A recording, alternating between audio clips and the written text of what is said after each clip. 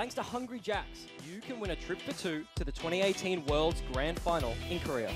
To enter, head to os.lolliesports.com/worlds-trip and fill out your details.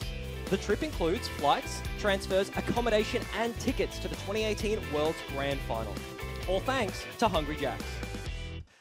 Dude, what a game. It seemed like a foregone conclusion, and then suddenly it was ungone, and then suddenly it became foregone again. Where did it start? With the draft. What did you think about their draft? Yeah, the draft was. I think both of these teams today came in with like a very similar mindset of how they wanted to play, which is essentially they just wanted to run at each other And just smash at each other, and you could just see how bloodthirsty it was. I mean, the gold lead exploded as soon as mid lane and bot lane for Mammoth started losing, and you had about a 7k gold lead already, and then they had the really big team fight at 26 minutes that brought it back for Mammoth, but it really just came down to end game decision making, and it's just what Jake said on the desk, that a new roster in those like intense situations, experience really does help in making that defining play of like who can make the right decision. Yeah, the decision making as opposed to just like micro skill level and that sort of thing. And the Ziggs pick for you were delighted by that.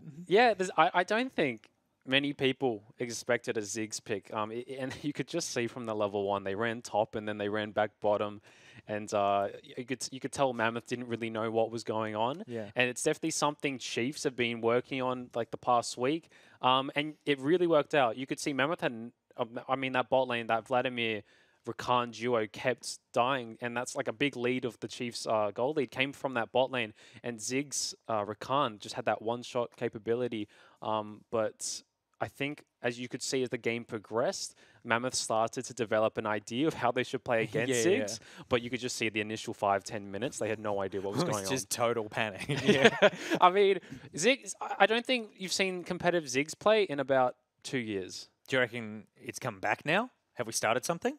An Have trend? Chiefs started something? You're right. Let's attribute it to Chiefs. I did nothing. I had no contribution to this pick. I didn't. Maybe. It's definitely like, it worked. They won the game. But I don't necessarily think that means everyone else is just going to pick it up. And then the mid lane for you, that was pretty volatile as well. It seemed like it relied on some jungle players. That was a very interesting matchup, because I think these two mid laners, Remind and Ryoma, are very similar. Like, the champions they play are very similar. Like the Yasuo, the Aurelia, the Zoe, the champions that like want to like punish the opposing laner. And you could see Remind takes Aurelia because Aurelia is probably the best mid lane pick at the moment, and then Ryoma instantly locks in Yasuo because he wants to take that 1v1, that skill. I would say it's about a 50-50 matchup. And he got the first blood, which is terrible because usually that just tips the entire scale of that matchup. And I think Remind definitely didn't have too good of a Aurelia match this game, and it's definitely something they will need to address when they go into the second game. And then Juice's jungle game also probably didn't help mid as well. No, I think a lot of people know that Nocturne is a champion that you pick primarily because of his ultimate, which requires you to be level 6. So Remind, you need to be playing around your jungler. And if you want to take a 1v1 before your jungler is level 6 when they come online, then that's completely on you. And I would say the early game in mid lane specifically costed them a very big lead, and as well as their bot lane. But Yasuo getting ahead is not something you want to have to deal with. And then most of the time we were sitting there going, yeah, look, it looks like the Chiefs has this. And then about 26 minutes in, 6k down in gold, Mammoth take a team fight out of nowhere. And for you, you felt like this was some frustration on the Chiefs' part led to that. I think it was. I'm not sure if we have a replay of it, but it might have already played. But essentially, Sion, Swiper, very consistent. He's probably like the oldest Chiefs member who's still on that roster. He essentially just pulls the trigger and runs down at Mammoth, and then his entire team follows up, but they run into a Vladimir ult, Gameplank barrels, and they immediately get washed. And that's a team fight from 6k down, and that's something that is very undisciplined play. And that's essentially what gave Mammoth back into the game. But you can't afford to do that on OPL especially. Like, that's something you should be refining, and like this whole Baron setup, this whole play, you should not give any opportunity for, when you're 6k ahead, any opportunity for the other team to get back into the game. That was a hell of a sneeze. That's okay. Indeed it was was. just impressive. Like, the whole room shook. All right, good. That's great. That was an awesome game. It's now time to get to some questions, not about the game, but about you. Are you ready for this? Now, we don't get too personal, because I clamped down on that, because Twitch chat, some of you, awful, dirty people, but the rest of you all seem very lovely. Lol Iridescent says, how has retiring from pro play and moving to a coaching position changed the way you play League? Do you feel less restricted on the champions you can play, or has it not really changed anything at all? It definitely changed something. I definitely... Like the title on your business card. Yes. Yeah. But in regards, I kind of want to play what my players are playing, because I want to gain an insight into what they're thinking. So I'll play a bunch of... Like, I was traditionally a mid laner, but now I just play everything. And do you find that you're playing what the players on your team are playing, but are you also playing champions that you think they should be playing, that you think might be evolving, or do you leave that up to Yeah, other definitely. I know you're a Teemo Teemo fan. I'm something a big fan of that's the something Bumblebee Teemo. I'm not joking. That's something I definitely with Sins coming back in meta, I definitely think Teemo is a pick people should be looking towards. I was so excited you were here this week, because I came into the room earlier this afternoon and I was talking to our lovely boys at the desk and I said, is Teemo OP? And Bryce just laughed at me for 5 minutes. But you were like, no, I think you're onto something. May not be OP, but maybe a strat that no one sees coming. MetLife Gaming says, choo-choos, I was there at Supernova Perth for the 2014 Oceanic Regional, where you guys won in a thrilling series. What's your opinion on playing on stage versus playing in the booths of the OPL set? The stage and the booth. I don't know if there's too much of a difference.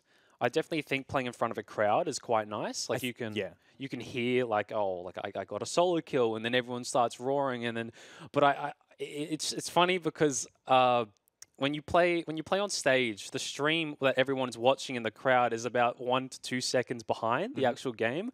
So if you lose a team fight, and I've lost a lot of team fights in front of crowds, is you'll just hear everyone scream and just cheer, and you're just there with your hands on your head, just in tears. But it turned into a terrible story. Yeah, but overall, based on like my play, I don't think players perform that differently. You don't think there's a pressure of playing in front of a crowd? And No, after like 30 seconds to a minute, you just see a screen. Yeah, that's true.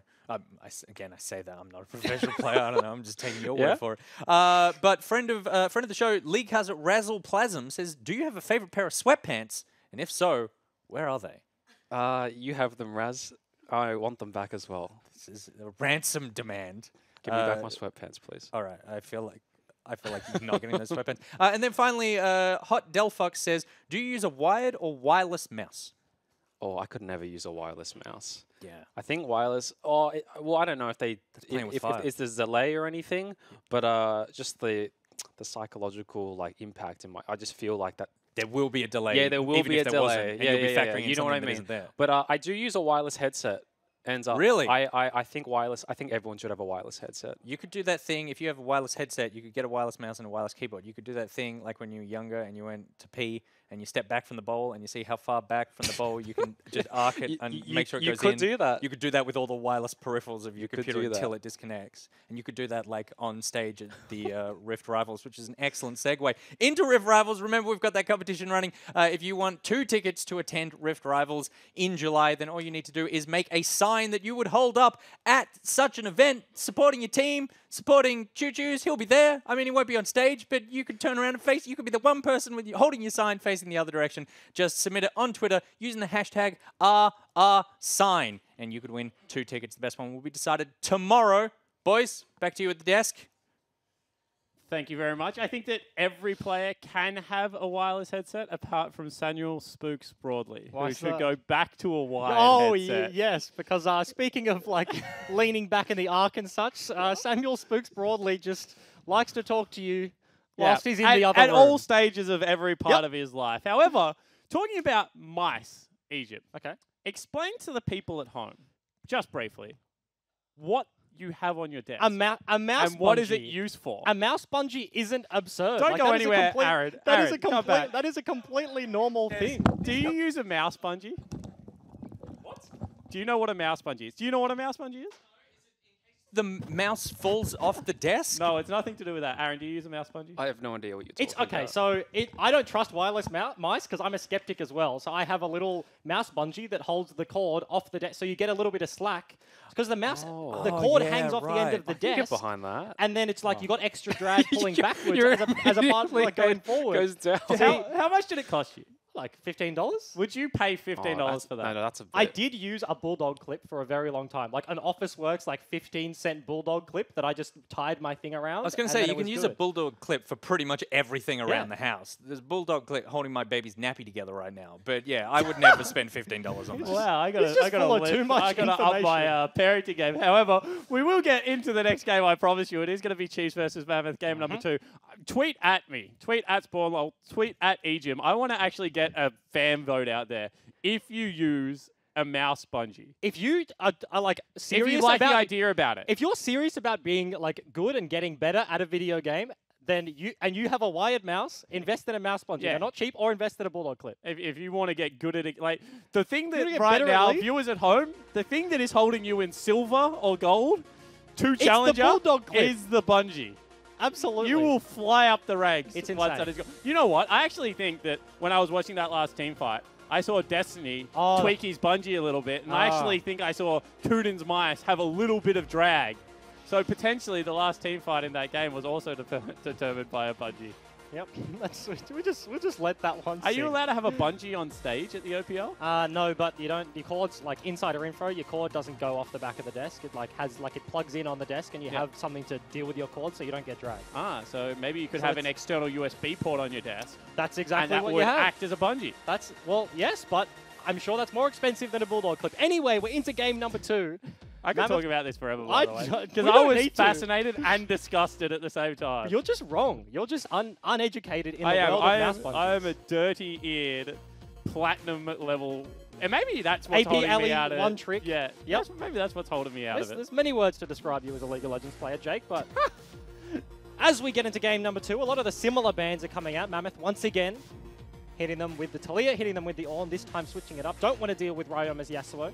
But this time around, they also respect the Aurelia, even though not all that much success. Still not banning away the Gangplank, which is interesting to me, because I think that the Gangplank, and this is just my opinion, lowly play-by-play caster, was a little bit of an issue as that game progressed. It was, but the school of thought is that Chiefs are like, if we didn't mess up that team fight in mid-game, it wouldn't have been a problem. Like, we made the mistake early enough that it meant we got outscaled. We knew eventually we would get outscaled by the GP, so they're like, we won't do that again. We'll clean it up. We'll get the team fight. We'll get the Baron. We'll end the game. So GP isn't a problem. But GP ult was a problem. Every time they start a Baron, they just drop GP ult on the whole team, and it does... Once it's past level... Rank 1 GP ult does nothing. Yep. But rank 2 Just GP ult, rank 3 GP ult starts doing some fairly serious damage, especially when the upgrades come in. This is a much better comp coming out of the Chiefs already because it has Vladimir plus hard CC, and I just love that. Rakan, once again, going to be picked up for Destiny. Had a very good game 1 performance. It's interesting to me, going back to the bans, that Talia's been banned on blue side. And that suggests to me that Juves is just not interested in playing that champion whatsoever. Traditionally, you see that as a red side ban because it's just such a good blind pick. But Juves maybe hasn't had enough time or just doesn't mesh well with the champion, doesn't want to pick it up, and much rather the Graves, so they have to ban it away. Alistair picked up for potentially Kuden. We've also seen some crazy support mid laners, so I'm not going to hard commit to that one. I feel like Ali probably one of the worst that you could put in mid lane. Yeah, potentially. Yep, so... I agree with you. Yep. I'm not going to argue with that. Yep, Although I good. feel as far as like double jungling goes, CCing the camps is quite cool. And as Yep. Ali is one of the few champions in the game that needs 3 levels. And that's it. Yep. Level 6 is pretty good. It's nice, don't get me wrong, It's pretty, but you don't it's need pretty it. damn nice. Yeah, that's true. You hit him with a flash, hit him with a combo, and The Flombo. It's Do going to be a lot of Alistair, CC. Ezreal picked up. It's going to be Zoe in the mid lane. So that Vladimir definitely not going towards mid. Could be top, could be 80 carry. I feel like it's probably leaning towards 80 carry. Swiper versus Raze. I feel like Raze strikes me as much more of a Vladimir player. Would make a lot of sense. We saw it last game. Mash had a pretty successful game on that one.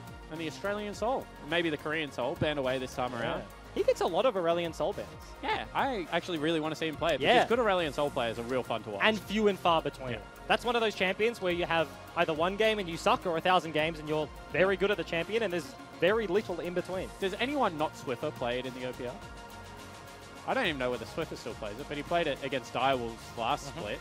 No. I don't think so. 'Cause Maybe even last at the time year. when I was on the team with Swiffer, he was the only one that actually put time into it and would be ready to pull it on stage. Sometimes we pulled it out on stage when it wasn't so ready. So you bit guys unlucky beat there, but Direwolves remind- with it, actually. The first time you guys played Direwolves split 2 last year, which was the last time Direwolves lost, I think. Was actually that game. It's going to be LeBlanc as well as Nidalee. I'm completely wrong, I think, as well. So feel free to like absolutely roast me in Twitch chat. But now we've got Remind. And he is the guy. He gets the band every week. I mean, that's a lot of respect towards the Remind. I mean, mid Nocturne, Aurelia, Aurelion Sol, and LeBlanc. That's potentially 4 mid. You love doing this. I just hate when you do. But GP. Skarner was the pickup by the Chiefs, so they just want a bunch of CC. But Bip isn't going to get a carry jungler, but that's going to be a Malzahar into the Zoe, and once again, Chippies gets the gangplank. I love this response into hard engage. We saw Direwolves do it against Order last week, and it frustrated Spooks to no end.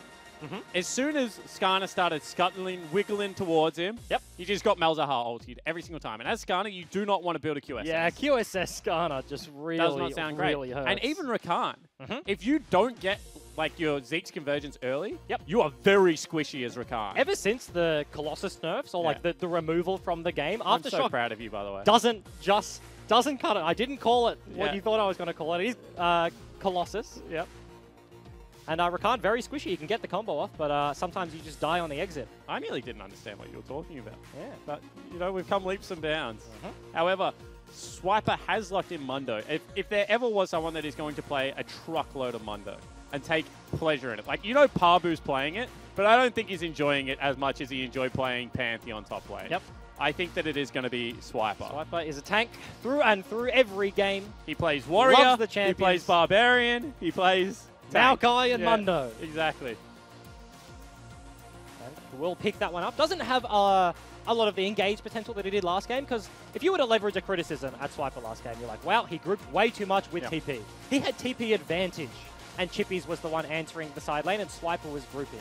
He needs to spend more time in the side lane picking up CS, so that CS lead doesn't become 100, and the level lead doesn't become something like 17 to 14, because all of a sudden you're just not as effective, and this time won't have the easy engage that he did on the Scion. Yeah, completely agree. However, talking about not easy engage, Kuden's not going to have the easiest time either, because he's going to have to somehow get through a Rakan, a Mundo, as well as a Skarner, and he is the sole engage for his team. They can drop a Gangplank ulti, but if Kuden does not go in, the fight will not be started. And he doesn't have a lot of targets. Vladimir can pull it. You don't want to go on Rakan. You don't want to go on Skarner or the Mundo. You really only have Ryoma on that Zoe, and she can dodge it. She can ulti away. She can dodge the combo. So a lot of weight on Kuden's shoulders this game to be the engage for the rest of his team. Absolutely. I mean, potentially you can punt the Skarner back into the team.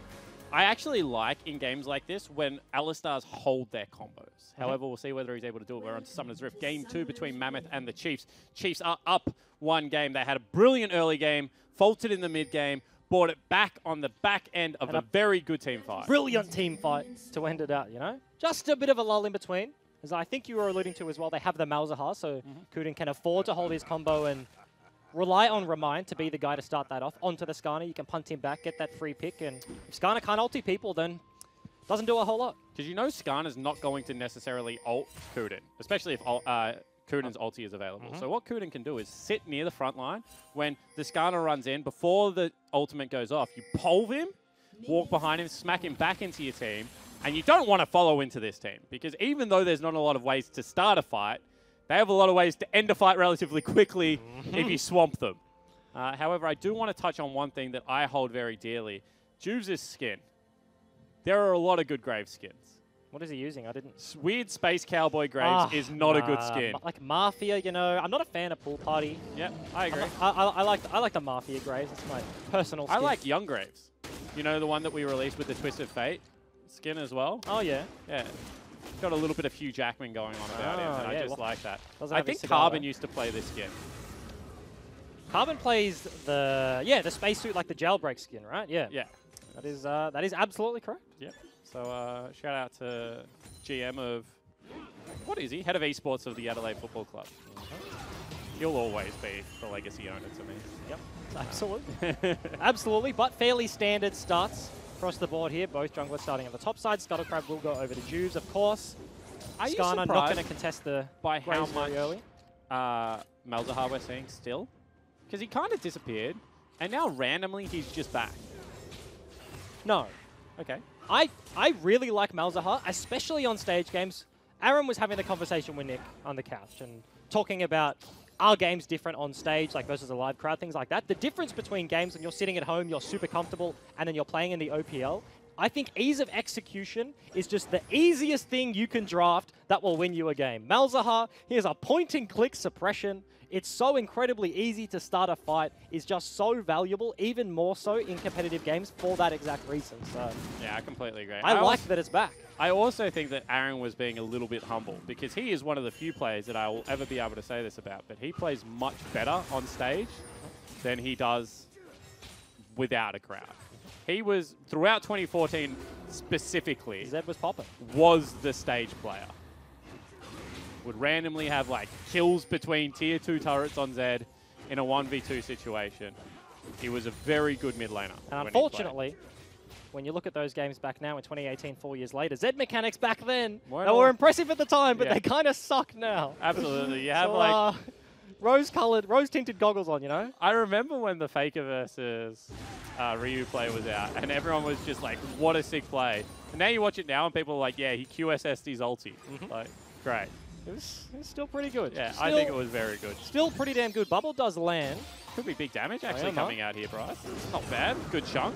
Remind will get some back. Yep, hits him with the prolific visions there. Trades back a little bit. But, of course, once again, we see in the bot lane Vladimir matchup, this time the players are switched, but is just getting shoved in as Babip's looking for something topside. And you can get permanently slowed with Mundo plus another tank. And it's kind of the old frustrating thing when Mundo used to actually be a jungler because he jungled so quickly. And you pair him with something like Maokai, and you just wouldn't go anywhere. They'll just Mundo cleave you, Arcane smash you, tear you up in some roots, and you're playing like Jarvan top or something, and you get one flag and drag out, then go nowhere. And you have to play very respectfully, because it's not like there's one CC. When Ascana ganks you, like, can he stun me? Can he ult me? Yes, I need to flash. It's like, Mundo Cleaver has landed. Do I flash now? Do I hold it? Oh no, another Cleaver's landed. Suddenly I'm at 75% HP. Do I flash now? And you have to flash the first one. And it's really hard to do that. So it requires a lot of discipline to just blow the summoner immediately to No one escape likes ganks to like that. flash on full HP. Yep. That is just the general rule of life. If Yep. you've got a full HP bar and you flash, it feels bad. As now Ooh, actually does the bubble Juice land? caught out a little bit. That is going to be Predator popped. However, Remind is also here now. Ooh. Juice burnt the flash very early. Yeah, that was a chilling smite picked up by Oma. Very lucky to have an extra slow to buy some distance to get closer to the Graves. Juves is full did HP, Remind flash? does burn the flash. We'll have to check that out with the Not sure. spectators. However, Swiper has teleported back. Now has a big wave crashing. Chippy's a little bit frightened. Yep. Juves is shadowing his top laner here. Got to be a contest over the Scuttle Crab. Juves gets it. Nice little dash over the wall. Will pop a cleaver, but is absolutely fine. So Chippy's picks up that entire wave for free. Will be able to base when he wants. Pick up his sheeps, his sheen rather, and come back to a pretty stable laning phase. Yeah, so everything around Summoners right now is very stable. Probably important to point out also that Remind has gone for Predator, which is an interesting choice. We normally see, you know, potentially a little bit of Airy coming out, maybe even old school Spellbook, but, you know, that's not great anymore. Yeah, it's pretty rough. I feel like it maybe hasn't been explored too much because you can just change summoners on the fly, which is pretty nice, but hasn't really seen too much play since the rework. No longer have to be in base. But, of course, Have you Predator played it at all? I have to little avail, but Because I feel that's like all right. you're the kind of person that when Glacial Augment first came out, you're like, I am a Glacial Augment only player because no one is playing it. It's fun. Every pro player has like kind of a after pro life midlife crisis where, and I think Choo Choo's was kind of alluding to it. Like he no longer plays all that much mid lane. I know, I see him running around sometimes on some bonkers things. And you kind of were like, I no longer value winning over fun, so I'm just going to play... Like, you still value winning quite high. I like winning and having fun. Yeah. A lot, right? I don't like... and I value losing whilst having fun, sometimes more than winning and playing a champion like Karma. Absolutely. So? That's what I was trying to get across. So what happened, actually, while we were watching top lane, is Remind burnt Flash at about 4 minutes in. So this is the second time that Ryoma has out and out just won his mid lane. So whilst Mash is arguably having a pretty good series so far, I would say. I think that Remind is certainly struggling more against Ryoma than he did Luch last year.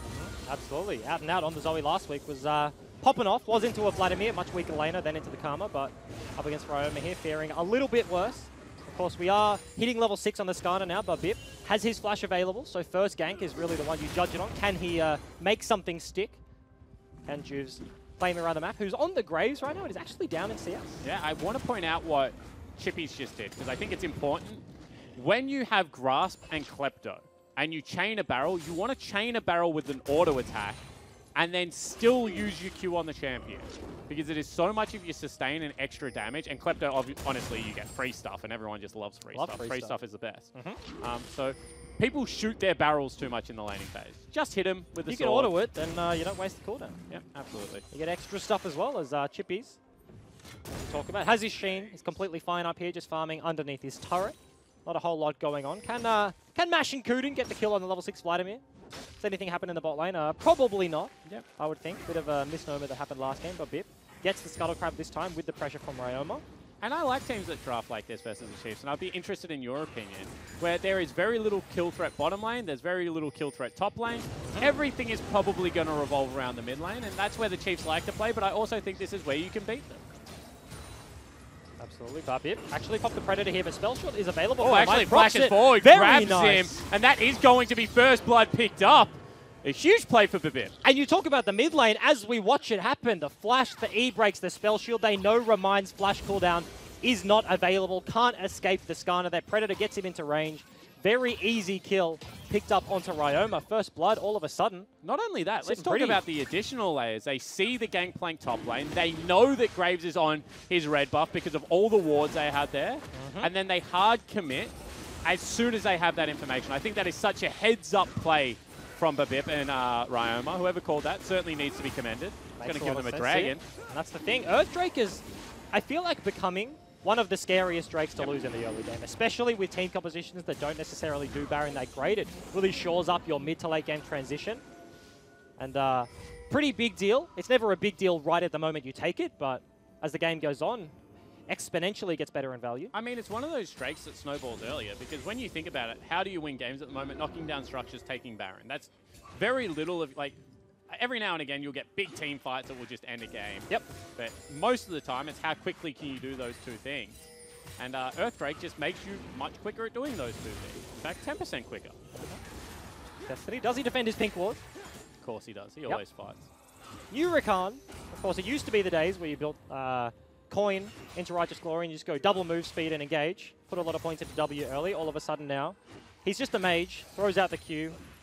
And you really want to be laning those in the lane phase. And it's much like laning against Soraka. If you're a tank, you need to avoid the Q. You can't be giving them that constant healing. You need to have them chipping away, Ezreal Q landing, and you need to have them slightly lower to be able to all in.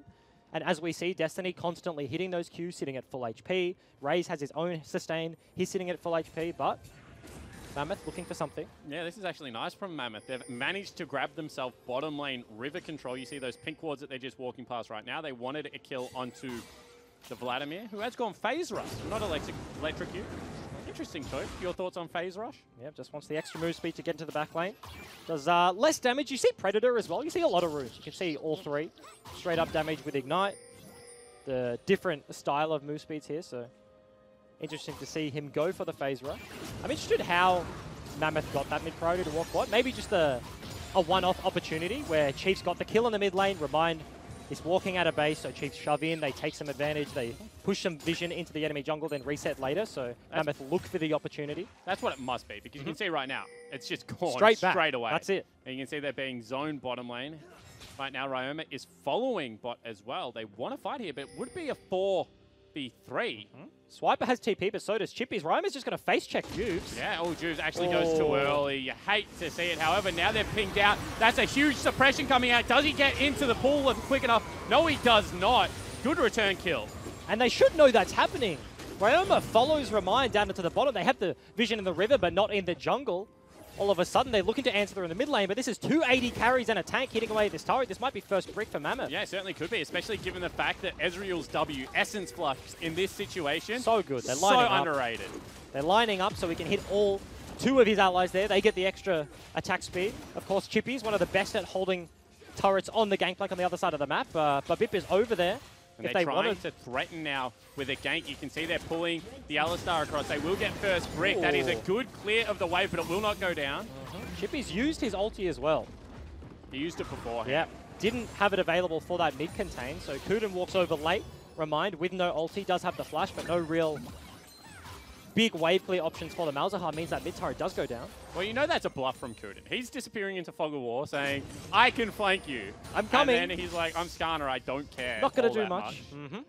And they've got good damage on this top lane turret as well.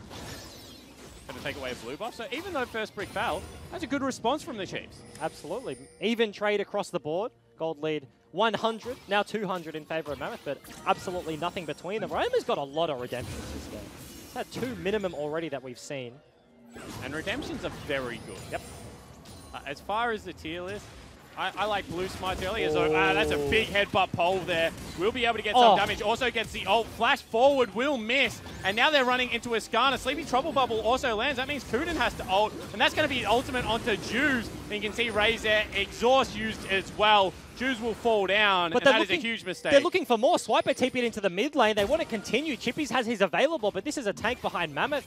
Can they get to top lane? Yeah, Sleepy Trouble Bubble is not going to land. However, potentially now, Swiper behind them uses the ultimate already. Is going to take a big chunk of damage here. No ultimate is available. They will have to use a stopwatch. Kuden, huge knock up there. However, with the flash, we'll be able to get out. Swiper going underneath that turret. That will be everyone falling from Mammoth. And what is going on? Chippies doesn't channel the TP. He says, hey guys, I cannot be here. There's nothing I can do. They get dove between their turrets. So many tanky members on the lineup of Chiefs. Mash just trying to shove out mid lane, but another few kills going over to the boys in blue. Yeah, and you just have to say that was too deep. They didn't use their their cooldowns early enough into that exchange. Kuden walking into the Sleepy Trouble Bubble and actually burning his ultimate was huge in this. And it all started off here where Juves flashed forward and so did Kuden, and they overextended. So he dies for free. All of a sudden, it's a 4v5. Swiper lands in mid lane at the inner turret, and they hard commit down here. Mash makes the right decision. He goes up through the turret, but Kuden and Remind, his 2 teammates, go downward. So all of a sudden, Babip can get here, Swiping can get here, Destiny, very nice knock-up, means that Remind goes down early. Ryoma can kill him when he channels his ulti, so nothing can be traded. Swiper can tank that turret for days. I would agree with 90% of what you said. I think that Mash should have actually teleported to their tier 1. He should have teleported to rejoin his team. I think that that dive with Ezreal teleporting in, especially with the threat of Chippy's channeling as well, could have been enough to dissuade. However, what is they go 2 for 1 in that overall trade. 3 for 1 actually with Juves falling down as well. So, on the back end of that one, with all the tempo that they gain, Chiefs going to pick up a Rift Herald. Dragon is spawning. Going to be the second Earth of the game. Mammoth want to pick this one up for themselves. They're going to lose top lane turret in response. Chippy's got bottom tier 2 at the same time, so a lot of solo gold going over to him right now. And that's the thing, if we can take a look at the gold, he's finished his Triforce. He's only 500 ahead. All of a sudden, Chiefs trying to match with Rift Herald on the other side. Remind and Kuden here are to defend. Yeah, I like this play. Babip also using that sweeper, dissuading any form of dive here. They get half of the turret health. But they're actually just going straight towards mid. They don't care about the Rift Herald. It's just a bait and topside. Holds up 2 members of Mammoth. Walking down to the mid lane turret. I do feel like they need to be careful here. They are tanking it up. The flank was available. Gangplank is also here. They're going to have to try and cut this one out. Chippies doesn't drop the ultimate. That's such a strange call. They don't want to commit to the fight. Remind not in range. Doesn't have the ability to ulti anyone. But it does mean that Chiefs get 2 chunks on turrets. They get the top outer, but don't get any of the inners. Just building it up for later. But once again, if you're a Mammoth fan, it's 16 minutes into this game. There's only 1,000 gold. You were sticking with what looked like the most impressive team in week 1 of the OPL. And this is the same trajectory as we saw at Game 1, but with less of a lead for Chiefs. And Mammoth were in very good stead to win that one until that last team fight, right? Like the mid-game, they held on for so long. Chiefs tried to do Baron so many times, and Mammoth were always able to spend just enough resources to force them back, but not enough to commit to a fight. So very nice play here. They're looking for something topside. Will be a 2v1 with Juves and Remind on Swiper, but... And their Baron tank this time around is even worse. So they need team fights to win this game. They have Mundo that does Baron fine as far as tanks go. However, they don't have the best turn off it apart from Destiny. and they do not have the ability to do all that much consistent damage. Is now Swiper being engaged on? They'll just ignore him. Just trying to keep him busy. Wants to keep him away so he can't cleave the wave. That's going to be the turret picked up. But this mid lane inner on the side of Mammoth is fairly low, and multiple Chiefs members are around. I think they're more trying to zone for bottom lane. You can see that right now Ryoma is pushing that one out. They don't actually commit to anything here, so everyone just backs away. Mammoth, nice to get themselves another turret. Gold lead back to within 100 gold, so basically nothing between these two teams. And we haven't seen a big team fight on even terms, right? Juves was picked off. It was a 4v4 before, and Mammoth just got roasted underneath their turrets. Did well to trade, but... Great word, by the way. Roasted? Yeah. Big fan. Said that a lot last split, you know? I'm bringing it back. Ryoma, once again, just grabbed himself an Ignite for his trouble. Has double Ignite here. That's unfair. I don't like that mechanic. That is the one mechanic. I like the mechanic of if you use a summoner spell, she gets to pick it up. I think that's a fun mechanic. I don't like a creep will randomly drop you a game-winning summoner. At least TP is gone. Yeah, At least TP is gone. I will say it's fun for the Zoe. Yep. It's not so fun being a Moby Boot support player with no dashes, and then your Mobies are procced. All of a sudden you try and flash away, and Zoe's like, yoink, thanks, see ya. And then just chases you down. But everything across the board fairly even so far. We mentioned been not too volatile this game, approaching 20 minutes. That is the point that Chiefs tend to play around. 1 minute 20 before that Baron does spawn. You can see similar build coming out for Remind. This game has gone for the Oblivion Orb, although wants to have multiple flashes and teleports available, so goes for the CDR boost. Always important to point that out. If he has gone Cosmic Insight, that's going to be 5% cooldown on his summoner spells, plus another 10% from the CDR boots, because of course it gives summoner spell cooldown as well. And it's just such a big deal. And that's why I'm a little bit confused that Ezreal doesn't have it, because one of the reasons Ezreal's build... Oh, actually, Babip going in.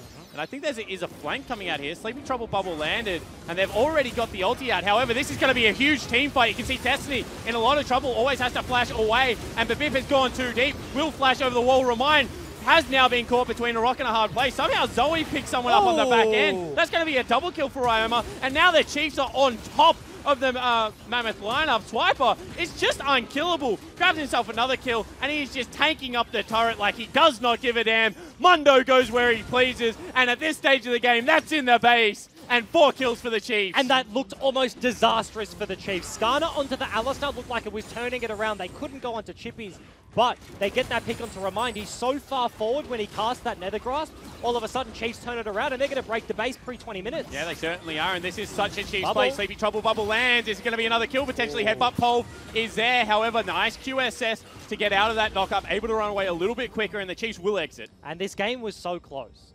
100 gold between them. All of a sudden, Chiefs make a proactive play. Mammoth look to answer and get almost completely wiped. Big engage, because Babip, he runs at Chippies and he knows he has Origins, he will be fine. But eventually, Kuden has to burn the ulti on that bubble, which is critical. Babip can pull him backwards into the rest of his team. Destiny, nice combo, but they're going onto the Alistar. All of their damage is burnt early. Swiper TP's in, and Remind has to turn around and use his ulti onto the Rakan. We saw Remind die on the left-hand side of your screen, or Kuden rather, but they're looking for more. Yeah, they certainly are. Silence not going to be there in time. Chippy's going to get his second Q up. Nice dodges out. That's actually Raze. However, we'll turn around, grab the creep. If he didn't use the creeps, if he just used the E, he would have fallen down. Nice play from Raze. That hurts. That hurts. Gets out of a very, very rough situation. Keeps up alive. All of a sudden, Chiefs don't lose their in-hip turret. And what I wanted to mention is this is another situation where you can see not panic, but a little bit of disjointed play coming out. Everyone obviously wants to fight on Mammoth, but what part of the fight do you want to fight? Because Remind was going into the middle of everyone, chased through, whilst Destiny had successfully disengaged, and they probably should have taken that. That was a win at that stage. They're winning so heavily in the side lanes, but they gave the Chiefs the 5v5. Now the Chiefs a huge advantage. And we talked about the kind of tier list of engage of Mammoth, right? And the order you want to use them with. You want Remind to be able to go in, be the primary target. Kuden can hold his combo for later for the re-engage or follow up as a secondary. But Kuden was basically dead. He ultis away, barely lives from a Skarner ulti, and just dies on the left-hand side of your screen. So all of a sudden, Remind, one of the damage sources on the lineup of Mammoth, is just standing in between 5 Chiefs members, suppressioning someone down. All of a sudden, just dies for free. However, once again, I do not feel like the Chiefs Baron is as scary as it was last game. Yasuo does Baron so incredibly quickly, can win wall off any of the poke, just such a cool champion in that comp. You can see the Chiefs still want the engage. Destiny has got a very deep flank, Ejim. Bib's going. Kuden does have flash available. Juves does not. Raze goes in, gets big damage down. However, Kuden now caught out amongst everyone, gets a pole, has to flash away. You can see on the back line that Sleepy Trouble Bubble lands. Mash is in trouble. Kuden once again gets brought back into the team. That is a huge ulti, but no one else from Mammoth can follow up, and the Chiefs get another pick. And the same situation again. They get onto the Alistar. Skarner ulti Impale comes through. They pick on the tank. All of a sudden, Mammoth have no front line to deal with this Baron. Chiefs, they have a Mundo. They have a Skarner. They can take this one for days. See whether Mammoth try and fight this. It's down to 3,000. You can see deep flank coming out. They will spot the Baron being done. Sleepy Trouble Bubble will not land. However, actually it does, and they turn right now. Chippies will get chased away. Now 4,000 health, and they have to go soon. Ignite use. Juves will get blown up. Raze is going for it on the back end. They do pick up Destiny, but Baron right now is going to fall down. Chippy's trying to run away from Raze. Chiefs get Baron and only lose one. And the bottom lane of Chiefs just run interference. Raze just running at Chippies, forces him back. Destiny sacrifices himself. He burns the Malzahar ulti, QSS's it anyway, but dies after all the damage. Can't get away from that, but Chiefs, they'll be happy with that one. Gold lead heavily in their favor. 5,000 and a Baron buff picked up. The base is already broken as well. And there is one mistake left for Mammoth. If they read the play well, if they get a team fight, this game could be back to even very soon, given the shutdowns available. However, if they make one more mistake, the Chiefs will end this game with this Baron buff. They've just done it so many times. Took a quick look at the gold, about 2,000 on the carries of the Chiefs. That's your QSSs for free. Feels pretty nice, as they're just going to set themselves up. I like that Swipe is actually committing topside. Has TP. Chippies does have his own to match, but Mammoth might be looking to pick on him. Multiple members going up to the top side. If Swiper dies, it is pretty detrimental, because these turrets in the bot lane are free, right? Chiefs are going to go down there. Mammoth don't care about their outer. They don't care about their inner. They just want to push out mid-wave, and they're looking for something onto Swiper. Of course, the Baron vision, or the remnants of the Baron vision, means he will spot them out. Whilst they're free, you don't want to give it to them top speed, and they still haven't sent anyone back right now. They haven't pushed out mid lane all that far. They would have liked an extra wave there. And this bottom lane turret will fall relatively quickly. As long as they're back towards the inhib when Chiefs land, it will be ultimately okay. Swiper now rotates towards mid lane. Wants to be able to push that one in and join his team without using the TP as Mammoth looking to defend. Chiefs not really willing to contest on Maybe Trouble Bubble lands. Someone's going to have to block that. No, dashes away. Very nice there, and they don't have too long left on the Baron. About half is left, pushing in with two members. Raze goes and joins the top laner in the mid lane, looking to potentially get a flank, because Vlad has flash.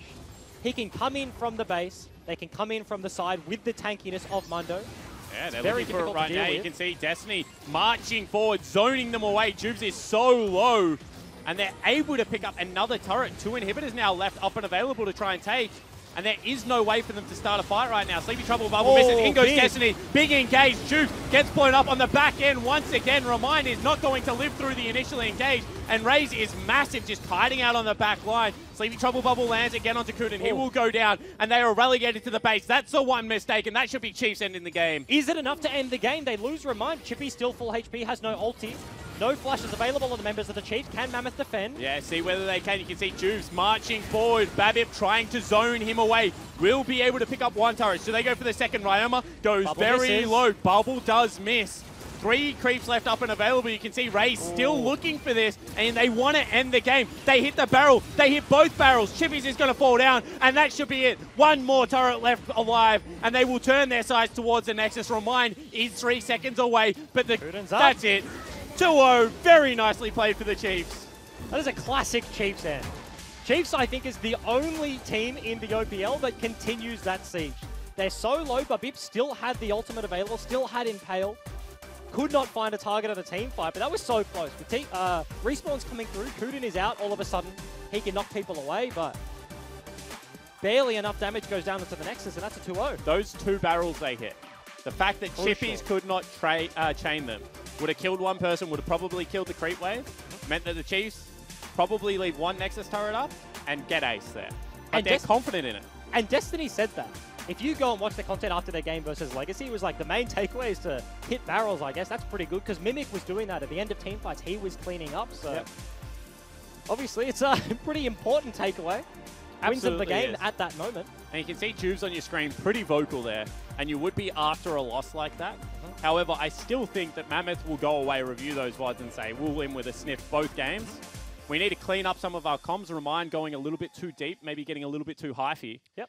But certainly admirable performances out of Mammoth. Absolutely, and that's the thing. This is, we have to remember, a very new team, right? They've come together very recently. Haven't seen them. This Chiefs lineup been together for a long time. They said they actually expected to win the finals versus Direwolves. Yeah, that's a big call. That is a very big call. They were 2-0 up. They did get reverse swept, so they've had the whole off season to kind of mull on that. Now coming in, they want to show their dominance, so makes a lot of sense. And if you're a Chiefs fan, it's very good to see a season start with a double 2-0. Yeah, it certainly is. And I think the big thing here is the fact that they were able to run tank top laner into chippies and still not get run over in the late game, because that is something that Chiefs fans everywhere would have actually seen a lot of historically. So I think that that is a big learning. I mean, there was a lot of that going on in game number 1. It was still chippies versus swiper, like carry versus tank, get to 50 minutes, all of a sudden 100 CS level lead. It's a pretty big deal, but ultimately, they do clean it out. The second game much cleaner than the first one. Of course, they don't make that mid-game mistake. They can end it relatively early.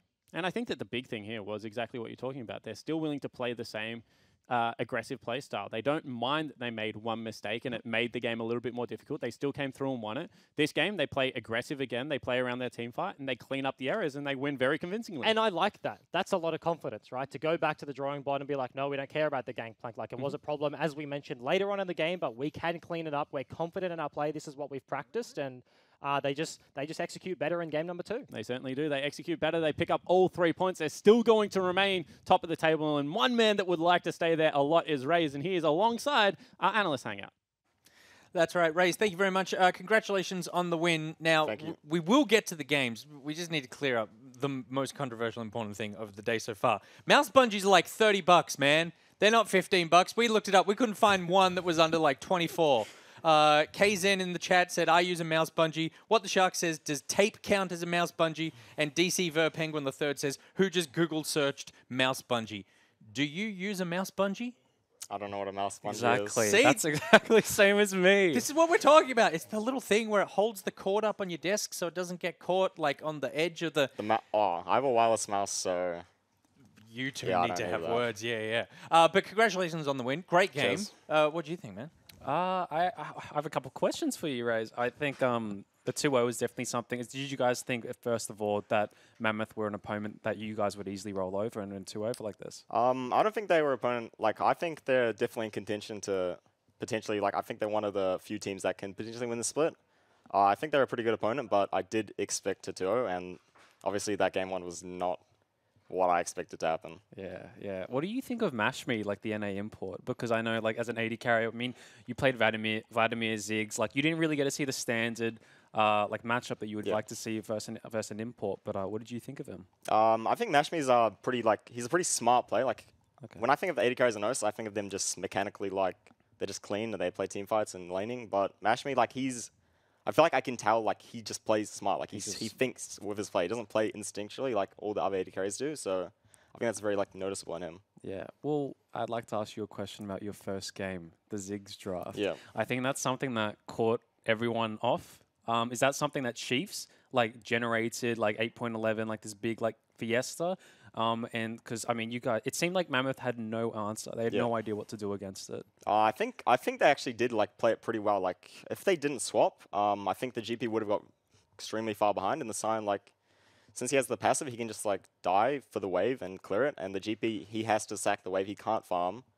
So I think them lane swapping back to go top, like, that was probably the most smart thing they could do, possibly, to counter it. So I think they played it pretty well. Wow, okay. In regards to your last week's match against Legacy, I think Chiefs came into Split 2 quite, like, surprising. I think everyone's a bit surprised about how well you're doing. Is this, like, what has changed within Chiefs? Nothing's changed. Like, last Split, I came in expecting to be a pretty good team, but everyone, like, just... I don't know what the saying is, but they just didn't, like, expect us to do so well. Like, obviously, we lost all our good players from last year, but... once again, we came into the split after getting reverse swept in the finals, and everyone's just like, oh, it's the Chiefs. They're not that good, I guess. I don't know. Like, everyone forgot what happened in the finals, I guess. Yeah. Okay. Do you like playing from that sort of underdog position, I guess, or at least from the public's perspective? I don't like playing from the position where people think I'm not as good as I think I am. Like, I want recognition, I guess, for how good my team actually is. Like, I want to be called like one of the best teams. Like, I want to be called top 2 prediction to like win the split at least. I'll always give it to the Devils since they won. Like, it's fair to say they're first, but when we're getting called like 4th and 5th, I'm like, come on, we just got reversed over in the finals. Like, give me a break. Jeez, 4th, 5th? I would say that. I haven't seen it. My last question is, do you think you'll beat Direwolves this season? Obviously, last time I bet Devils was actually last year in split 1, week 1. So that's been It's a long time. that's like 500 days. So yeah. I like how you just have the 500 on the top Yeah. of the head there. It's just Instantly, that's the answer he fix picks up up. like fingernail mark in the wall. I did want to beat I wanted to beat the Devils with chippies. So now that they've replaced them with Biopan for like, I guess it's not going to be the same. Like, I lost my opportunity last split to beat them in the finals, so that's pretty disappointing. But I still want to beat them. Like, I haven't beat them in so long, so it'd be great to beat them. And they're the most important match I'm looking at this season. Beautiful. All right, well, congratulations again on the you. win. We'll be playing some highlights of that so you can relive those great memories now without the pressure. And up next, we'll have Legacy versus Bombers. Is available. Oh, actually Mike flashes drops it. forward, Very grabs nice. him, and that is going to be first blood picked up. No ultimate is available. They will have to use the stopwatch. Kunin, huge knock up there. However, with the flash, will be able to get out. Swiper going underneath that turret. That will be everyone falling from Mammoth. However, this is going to be a huge team fight. You can see Destiny in a lot of trouble. Always has to flash away. And Babip has gone too deep. Will flash over the wall. Remind has now been caught between a rock and a hard place. Somehow Zoe picks someone up on the back end. That's going to be a double kill for Ioma. Swiper is just unkillable. Grabs himself another kill, and he's just tanking up the turret like he does not give a damn. Mundo goes where he pleases, and at this stage of the game, that's in the base. And 4 kills for the Chiefs. And Sleepy Trouble bubble misses. In goes Destiny. Big engage. Juke gets blown up on the back end once again. Remind is not going to live through the initial engage. And Raze is massive, just hiding out on the back line. Sleepy Trouble bubble lands again onto Kunin. He will go down, and they will turn their sights towards the Nexus. Remind is 3 seconds away, but that's it. 2-0. Very nicely played for the Chiefs. So one of my favourite plays was at Worlds 2017 in the playing stage. I was playing for Direwolves and we're playing against Cloud9. We lost to them the game before, so I was a bit angry. Anyway, there was like a huge bot wave and I was like, hey Shern, come bot. And then I just comboed the Callista and then it just turned out to be like a massive clown fiesta. And once again, they shoved in. Cloud9 are kind of trying to flex on them. Well, headbutt pole comes down once again. Grand Entrance doesn't get King, who can still get this damage. Schönfire comes back. We've got a teleport for C9 Impact. Wants to get his way in here. Sneaky. The Ren comes down, but Destiny grabs another kill. King's gonna fall as Impact comes in, but Chippies is there as well. God, this cow is so bloodthirsty. It's a killing spree for Destiny. So I was just like this fat cow, just taking everything. Like I had to take it. Like I couldn't give it to my teammates, but I got all the kills and I just straight away base, get Mobies, and I'm having the time of my life. So cheers to that.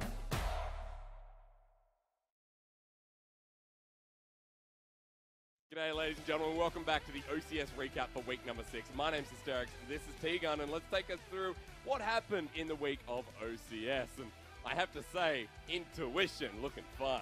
What a necessary victory for them. 2 undefeated teams going at each other. Intuition take it. Now they're a little bit above everyone else. I think there are a couple of upsets on that board though. Let's jump to Thursday, T-Gun, because ground 0, well, let's just start with that. High T on Vladimir. Oh yeah. Taking control of the game. Monster. Faulkner on Talia jungle also helping out. Monster. And a clear difference from the ground 0 we'd seen weeks before. And the same with Avant Academy. That OPL matchup's coming up on Saturday. And Avant Academy won the OCS version, so I'm curious how it'll go in the OPL. You'd hope that their Avant Academy main team wants to impress their sister team who took down Diagon. But again, we look at those standings because it is so neck and neck. 4 and 2 are joined by 5 teams. All of them nipping at Chiefs Academy's heels. Intuition a little out of the way now, but Chiefs Academy, if they don't adapt to 8-11, they're going to fall. And Intuition's still the only undefeated team, and for Avant Academy, they push their way up there alongside Order and Ground 0. Many upsets to be had, and of course, I love them, especially in 8.11, which is going insane. And for next week, I hope we have more insane matches as we look at the matchups again. The biggest game next week is going to be Mprox and Crimson. Oh, yeah. 2 teams sitting at 4 and 2, but Mprox seeming not to adapt to the meta as well as Crimson did. I think there are some crazy matchups there as well. Can Chiefs Academy stay close to Intuition? His intuition going up against Savannah Academy, maybe that's where they take their loss. Savannah Academy's shown that they're willing to play the standard in this new meta, so if they can take it to Intuition, that's a big victory for them. But that's it for the OCS recap for week number 6. We're going to throw it back to you guys now, and we'll see you for another beautiful week next week. I'm Right Benji, and welcome to Around the Rift, where I take you through all the amazing League of Legends action from around the world in just 90 seconds. 8-11 has seen some truly innovative team lineups, with the LCK players showing their tremendous depth of champion pool with picks like Karthus and Tarek in the mid lane, and Lulu, Vladimir, and Ryze as AD carry. Check out Griffin vs Hanwha Life Esports if you want to see the classic AD carry matchup, Ryze vs Vladimir. The LPL, not to be outdone, have risen to the challenge set by the LCK and have been showing some more meta-challenging picks in Mordekaiser, Aatrox, and Singed, which combined with their hyper-aggressive playstyle has led to some phenomenal games. The CBLOL is 1 week down in their winter split, and already previous champions INTS have made their mark, taking out summer split champions Kaboom in a 2-1 victory. Absolute's Lucian showed that traditional AD carries still have a place with his standout performance. The Sea Tour has replaced the GPL in Southeast Asia. Teams from Thailand, Philippines, Malaysia, Singapore, and Indonesia will begin competition for their opportunity to represent the region at Worlds. Keep an eye on the Sea Tour for some new faces with raw, untapped potential. Moving to the West, both the NA and EU LCS return this weekend. The shows kick off with some marquee matches. In North America, 100 Thieves take on Team Liquid in a grand final rematch. And Europe headlines with G2 taking on Splice. The other leagues kick off over the next few weeks, and we will be sure to keep you updated with all the results and must-see matches. Visit lolesports.com for schedules and information on how you can watch all the League of Legends action.